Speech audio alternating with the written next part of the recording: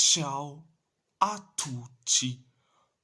On va en parler sur le match entre la Bosnie-Herzégovine contre l'Italie en finale de la voie A des barrages des éliminatoires de la zone Europe de la Coupe du Monde 2026. L'Italie, l'Italie a perdu au tir au but face à la Bosnie-Herzégovine. Il y a eu donc match nul, un partout, mais au père au tir au but. Un but, un but de Haris Tabakovic pour la Bosnie. Un but de Moise Kean et un carton rouge d'Alessandro Bastoni pour la nazionale.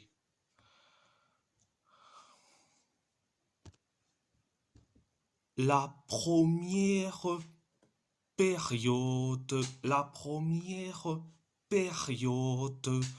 ça a été, ça a été bien mais sans plus, ça a été bien mais sans plus. La Bosnie s'est créé que deux occasions et après on inscrit le but du 1-0. C'est Moise Kean qui met le but du 1-0. Après le 1-0, la Bosnie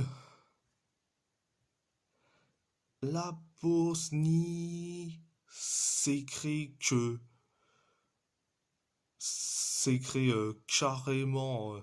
carrément six occasions. Nous, on s'écrit que une seule occasion. Et la Bosnie s'écrit que trois occasions. Et après, carton rouge pour Alessandro Bastoni après sa faute sur Amar Memic. Donc, carton rouge justifié. Donc, on se trouve à 10 contre 11. Et après, la Bosnie s'est créé que deux occasions. Donc, c'était la première période. La deuxième période, ça a été catastrophique. La Bosnie s'est créé que quatre occasions. Nous, on s'est créé que une seule occasion. Et la Bosnie, il s'est créé que quatre occasions.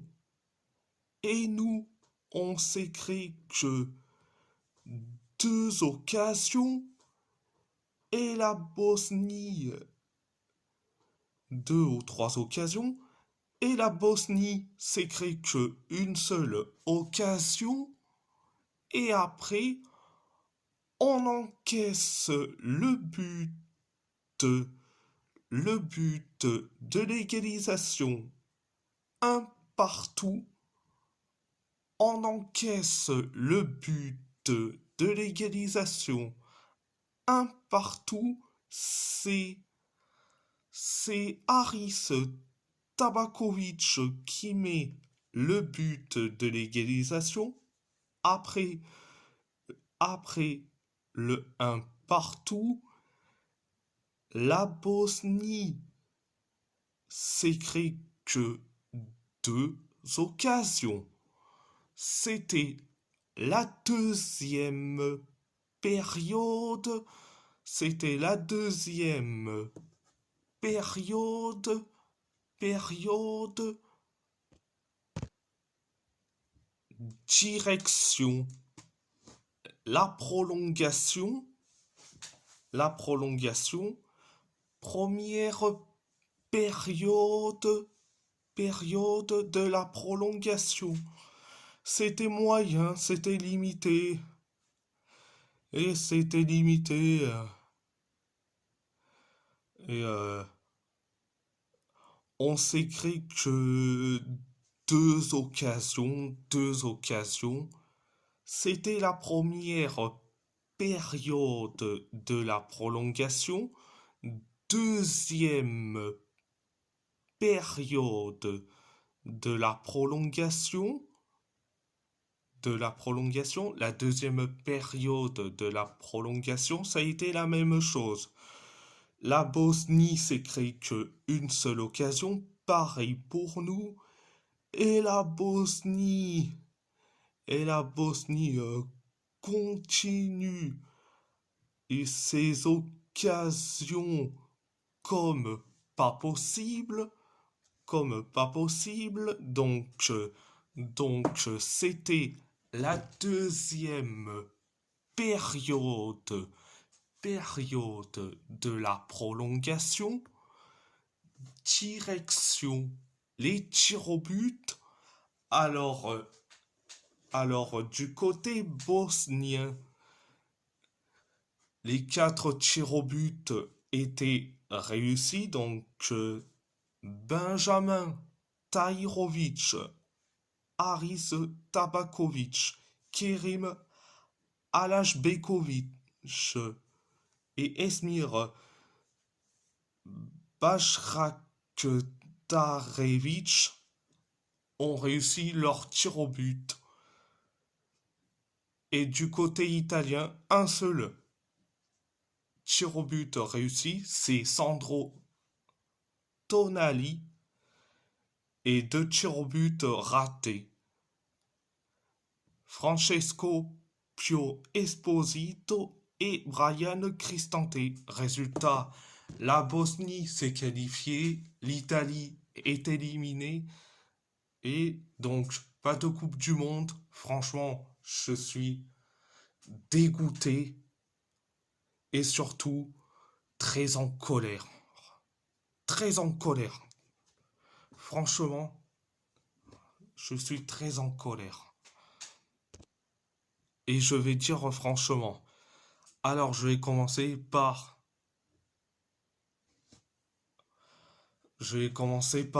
carrément... Carrément. Les joueurs. Je vais commencer par les joueurs. Alors... alors, je vais dire direct. Federico Di Marco. Manuel Locatelli. Nicolo Barella. Matteo Politano. Gianluca Mancini. Alessandro Bastoni. Riccardo Calafiori. Federico Gatti. Brian Cristante. Davide Fratesi et Leonardo Spinazzola. Dégagez de cette équipe nationale. Vous avez pas le niveau. Vous avez pas le niveau. Ça m'énerve. Ça, c'est de 1. Le... Le deuxième chose, c'est pourquoi c'est Francesco Pio Esposito qui tire le premier tir au but. Franchement, c'est à lui de s'en charger. Franchement, où sont passés les cadres? Les joueurs qui sont expérimentés et qui sont des cadres, où ils sont passés? Vous avez pas de couilles. Vous avez pas de couilles. Et vous laissez un jeune joueur, Pio Esposito, de tirer, de tirer le tir au but. Pio Esposito, je peux pas t'en vouloir. Ces joueurs expérimentés n'ont pas de couilles, mais je peux pas t'en vouloir. Au contraire. Re- Marco Palestra, tu nous as montré que t'es bien meilleur que Politano. Tu nous as bien montré, pour moi, tu restes. Au même titre que Moiskin, Sandro Tonali, Gianluigi Donnarumma et surtout Matteo Retegui. Je peux pas lui en vouloir d'être sorti parce que Bastoni se comporte comme un nicho qui a commis cette faute de suicidaire sur Memich. Donc je peux pas lui en vouloir. Je peux pas lui en vouloir à Retegui de sortir à la place de ce tocard qui est Federico Gatti.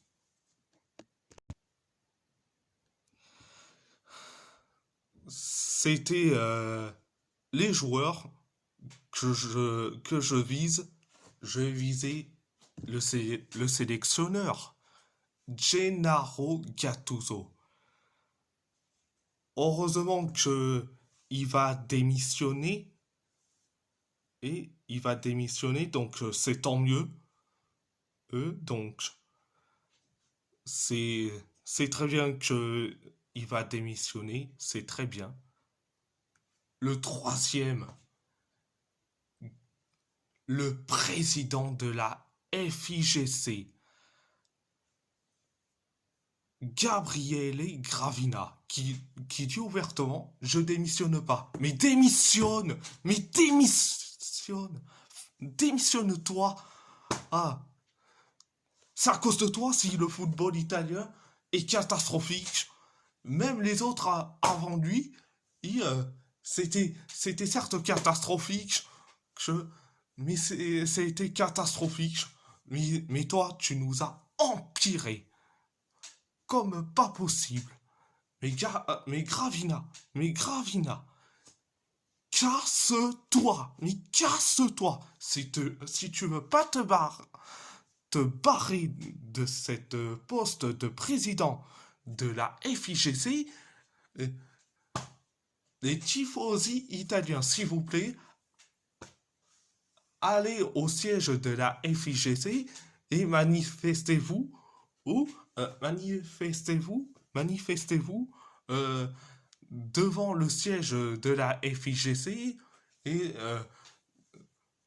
on veut du changement, on veut que Gravina démissionne, comme ça pas, il va comprendre, il va démissionner sous la pression populaire. La pression populaire italien. Italien. Et en plus, et en plus, qui avait prédit, qui avait prédit la chute du football italien, c'était Roberto Baggio. Roberto Baggio, qui était resté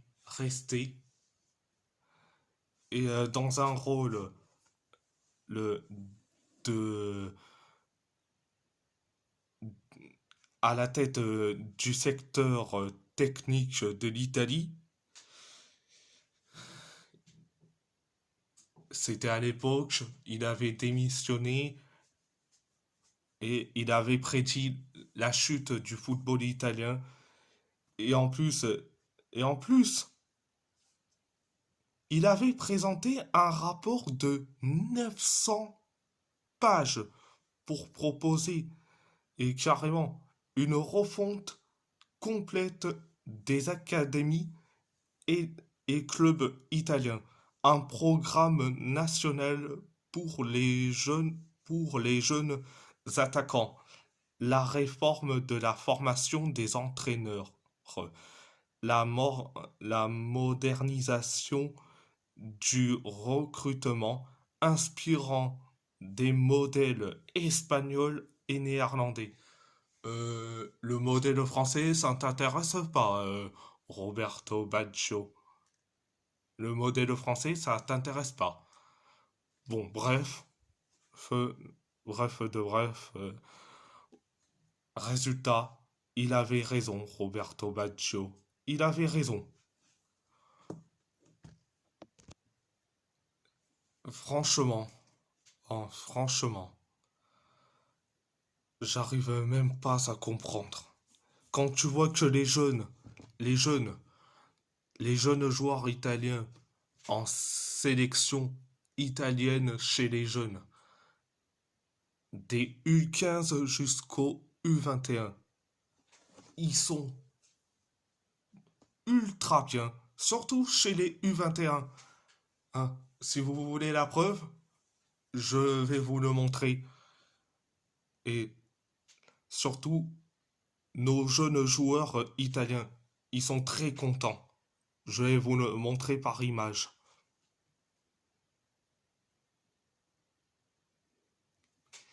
Et oui, c'était nos jeunes joueurs italiens, nos jeunes joueurs italiens, hein, Luca Coleosho, Honest Ahanor, Jeff Ekator, Michael Coyote, Cher Endur, Seydou Fini. Ils étaient très contents d'avoir gagné face à la Suède U21. Hein. Et résultat, hein, ils se sont posés en selfie. Et je suis très content. Je suis très content de ces jeunes joueurs. Ça montre très très bien que, que le groupe des U21, euh, des U21 est un véritable groupe. Et là, je dis franchement, franchement, quand tu vois que Gennaro Gattuso, il a refusé de prendre Michael Coyote pour prendre un Matteo Politano.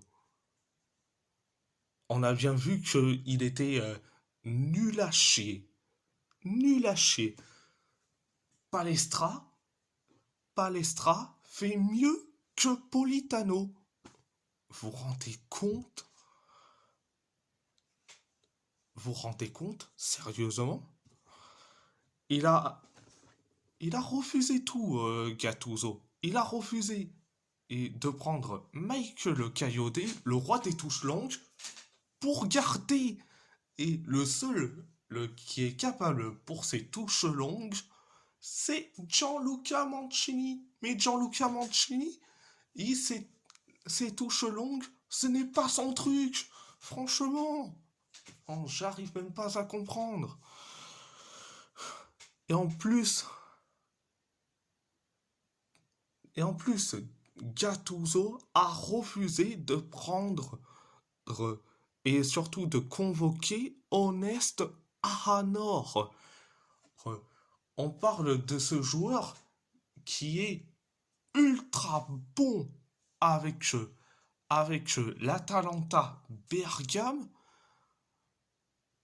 Gattuso a fait des pieds et mains liés pour supplier pour supplier que Honest Aranor soit naturalisé italien au mois de février pour que on le convoque. Résultat, Aranor, il est chez les U21 et à la place, on a pris quel est le joueur?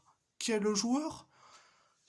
Diego Coppola, qui est nul à chier, au même titre que Federico Gatti.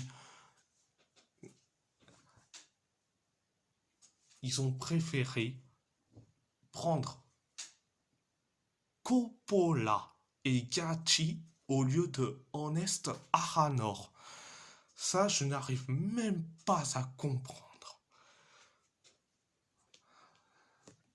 Et j'arrive même pas à comprendre pourquoi il n'a pas convoqué Wilfred Nyong'to, Luca Coleocho. Et s'il voulait un quatrième avant-centre, il aurait pu prendre GF14 au lieu de prendre ce bâtard de l'Atalanta, et qui alias on va dire ça comme ça, alias Gianluca Scamacca. Ah, le bâtard au poste d'avant-centre. Le bâtard. Scamacca, il est nul à chier, mais tu continues à prendre Scamacca dans ta liste au lieu de prendre Jeff 14 qui est jeune et qui a besoin d'être convoqué. Franchement, si on si on perd carrément en la bataille entre la nationale et la Mannschaft et l'Albi Céleste pour Nicolo Tresoldi, si Nicolo Tresoldi veut représenter l'Allemagne ou l'Argentine, je peux pas lui en vouloir. Et ça serait à cause de qui? De la FIGC. De la FIGC. Et si Nicolo Tresoldi veut rejoindre la Nazionale,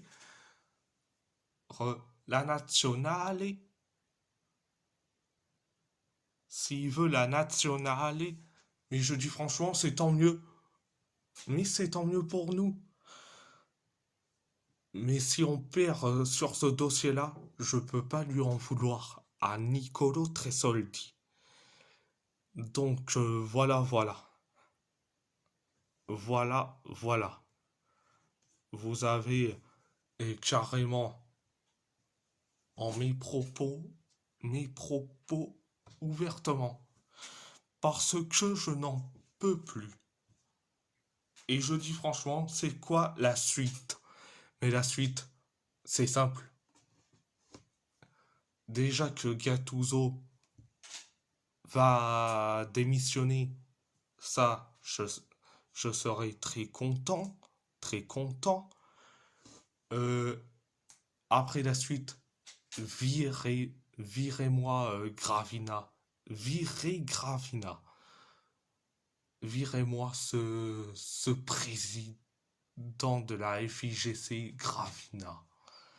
Et surtout, ramène-moi un nouveau président, un nouveau sélectionneur. Et que les clubs italiens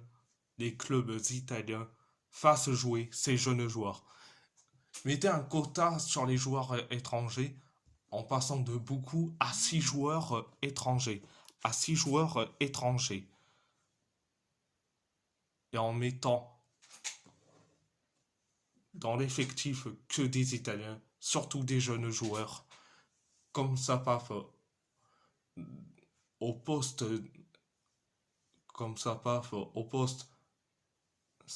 au poste de titulaire, tu mets carrément, carrément,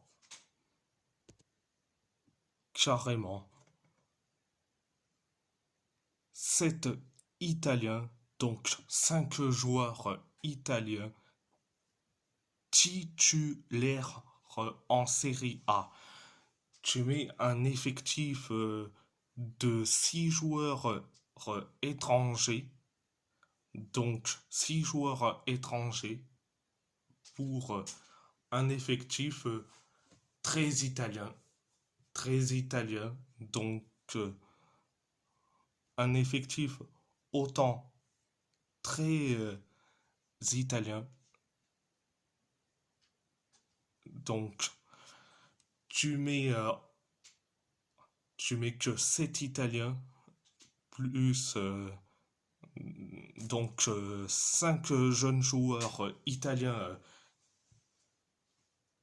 5 jeunes joueurs italiens titulaires en Serie A.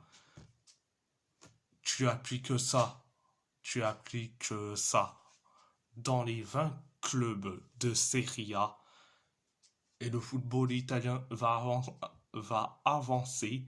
Tu mets et le programme que Roberto Baggio avait fait il y a quelques années, comme ça, paf, comme ça, le football, le italien, renaîtra à nouveau. C'est soit ça ou soit c'est la mort. On est déjà dans la mort du football italien, mais si ça continue, le football italien, si ça continue avec, euh,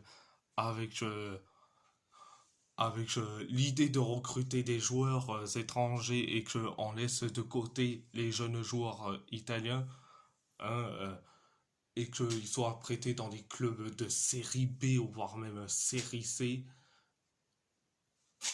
le football italien sera qu'un lointain souvenir. Euh, Quand tu vois des Samuele Ignacio, Filippo Mané, Luca Reggiani, et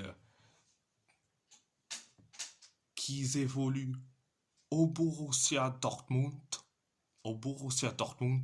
ils ont du temps de jeu. Et tu as Luca Coleocho qui s'amuse très très bien du côté du Paris FC.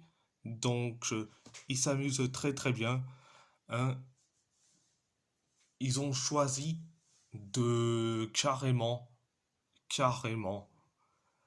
évoluer dans des clubs étrangers. Pour ça, respect à eux. Et je dis en, franchement, si ça continue à recruter des joueurs étrangers et laisser de côté les jeunes joueurs italiens, bah, tu auras l'exil des jeunes joueurs italiens qui évoluent dans des clubs étrangers, ou voire même des jeunes joueurs italiens qui sont certes nés à l'étranger, mais qui sont sélectionnés dans les équipes de jeunes de la Squadra Azzurra. Je pense, euh, je pense à Lorenz Gianni, à Idrissa Daouda Amimere et Daniele Gheracci, Noam Blandina et Maximilian Donner, qui sont des jeunes joueurs qui évoluent dans des clubs étrangers, qui sont certes nés à l'étranger et donc en Europe, mais ils sont sélectionnés avec les équipes jeunes de la Squadra Azzurra. Et je dis franchement, c'est respect. Respect total. Donc voilà. Ah oui, j'ai oublié un joueur qui est certes né à l'étranger et qui est formé dans un club étranger et qui a choisi de représenter l'Italie et je trouve ça très courageux de sa part. Re- re- je trouve ça très courageux et que c'est un joueur que récemment j'apprécie parce que bon après je connais pas je connais pas du tout le joueur hein, mais il est phénoménal. Il joue il joue mais il joue et surtout formé à Wolfsburg que c'est Gassan euh, Gassan Rouled à mort. Il évolue dans il évolue et surtout formé à Wolfsburg. À Wolfsburg, il est sélectionné. Il est sélectionné avec l'Italie U15 et je dis franchement, respect à lui. Même si peut, il peut être éligible pour, pour la Tunisie, vu que il est né en Tunisie, mais, mais il a choisi l'Italie. Et je dis franchement, c'est très très bien. Et je dis franchement, oh, c'est respectable. C'est respectable. Je suis désolé si j'ai tout mélangé entre la défaite, entre, entre la FIGC, les jeunes joueurs, etc., etc. J'ai besoin d'en parler et, et comme ça, paf, ça fait du bien. Ah, j'ai oublié un petit truc. Franchement, franchement, euh, franchement, que ça soit les Bosniens qui nous chambrent et qui nous clashent, ok, pas de souci. Mais par contre, les supporters français sur Twitter, j'en ai vu de- depuis la défaite de la squadra Azzurra, les supporters français de Twitter, ils se sont déchaînés, et etc. Et je dis franchement, vous n'êtes pas les mieux placés.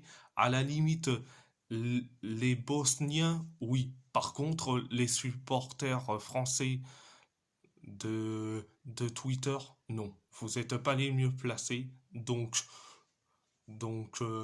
franchement, vous rigolez à chaque fois quand la squadra ne soit pas en Coupe du Monde. Et ça, et quand la France perd un match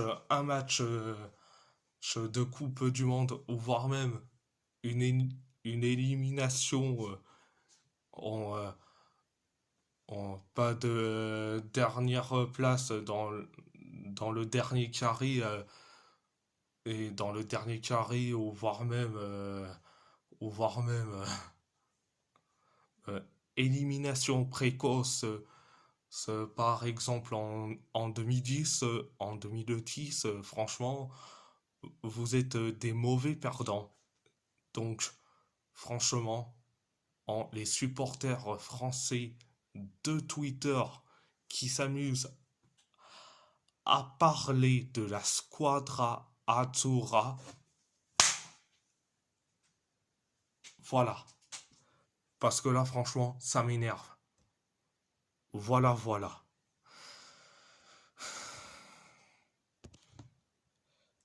Je suis désolé de m'emporter comme ça, mais quand je vois que ça manque de respect envers la nationale et je suis obligé de défendre même si et en ce moment ce n'est pas tout beau tout rose dans dans cette nationale. Donc voilà.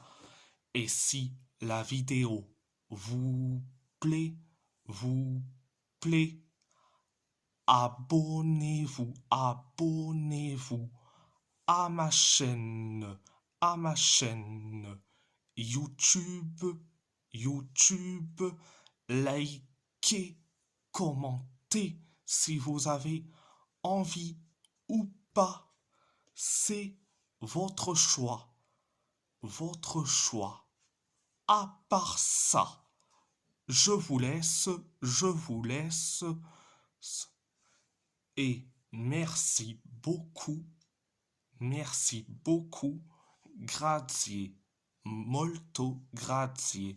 molto et surtout Forza Italia.